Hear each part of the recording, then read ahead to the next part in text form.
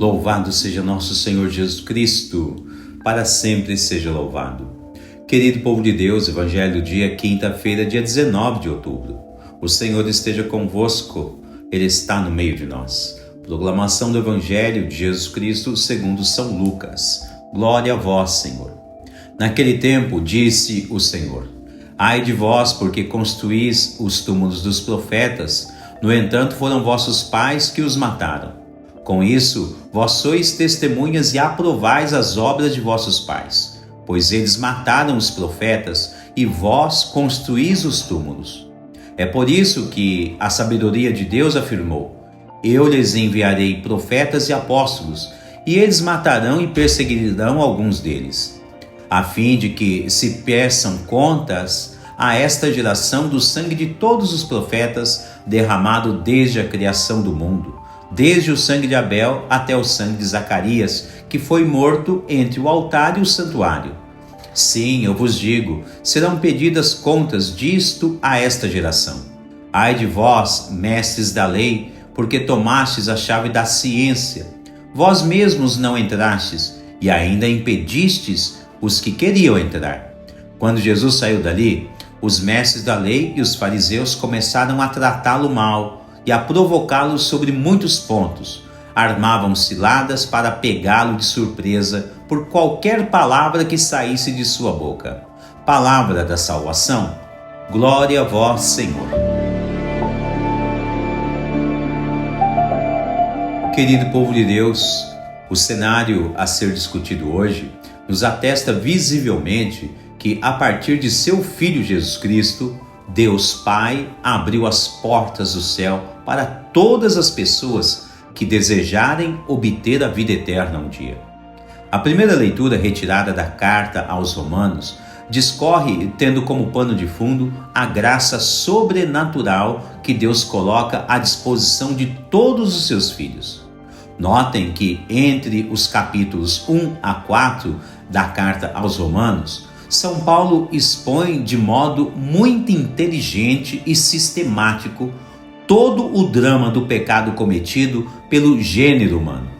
No contexto de hoje, São Paulo explica como se dará a justiça de Deus em relação ao pecado que foi denunciado pela própria lei.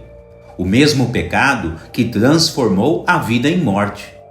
A primeira leitura salienta que a justiça de Deus foi manifesta. Santo Agostinho, em sua obra A Graça, comenta este versículo citando Romanos 10, que diz assim: Ignoram esta justiça os que pretendem estabelecer a sua própria e não querem se sujeitarem a Deus. Romanos 10, 13, livro A Graça de Santo Agostinho. Aqui é uma referência à manifestação de Deus, né? A manifestação da justiça divina e não dos homens. De fato, Santo Agostinho diz que a justiça de Deus não é justiça humana ou a justiça da vontade própria. Justiça de Deus é aquela a qual Deus reveste o homem e o justifica com o Espírito da graça, significando que o ser humano deve entender que toda a lei foi aperfeiçoada a partir de Jesus Cristo. Portanto, a justiça de Deus se opera unicamente pela fé em Jesus Cristo e não de outra forma, indicando de forma muito precisa a urgência de todos os seres humanos a se tornarem adeptos desta fé professada a partir de Jesus Cristo. Ora, penso que deste pequeno exórdio fica pouco mais palatável o Evangelho de hoje, que demonstra a indignação de Jesus a respeito dos mestres da lei e fariseus, que queriam permanecer com a lei antiga, mesmo vendo com os seus próprios olhos que a nova lei, que é Jesus, já estava ali no meio deles, diante deles.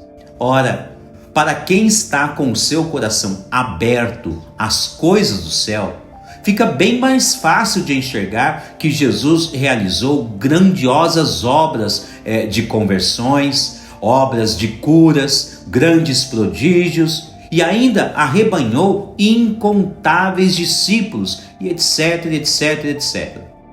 Bom, somente por detalhes como estes citados, cada pessoa daquele período que viveu no tempo de Jesus deveria se questionar a respeito da plenitude dos tempos, ou seja, a promessa que Deus anunciou pelos antigos profetas agora está sendo realizada, está no meio deles, realizando todos os tipos de prodígios que outrora havia sido anunciado pelos antigos profetas. Ou seja, Jesus, o Messias, está no meio deles. Então, em vista da rebeldia dos mestres da lei e fariseus, Jesus fica indignado e diz que eles continuam a cometer os mesmos pecados, os mesmos erros de todos os seus ascendentes. Uma grande lição aqui para todos nós salta aos nossos olhos em tempos atuais. Jesus chegou e quer nos tornar participantes de sua natureza divina. E isto só pode acontecer mediante a nossa participação efetiva nas obras que Jesus manifestou. E não há por onde ser de outra forma, querido povo de Deus. O apóstolo Paulo diz que a lei mata e o espírito dá vida, podendo ser traduzido que temos que ser muito cautelosos para não perdermos o paraíso. Ora, se permanecermos distantes da graça que Jesus nos propõe, a partir de sua crucificação e ressurreição, então correremos sério risco de morrermos pela lei. Ou seja, a morte que é citada na Sagrada Escritura quer dizer que tal pessoa será excluída da vida eterna. Morte pela lei significa inferno. A vida nova pelo Espírito da graça significa céu, paraíso, vida eterna.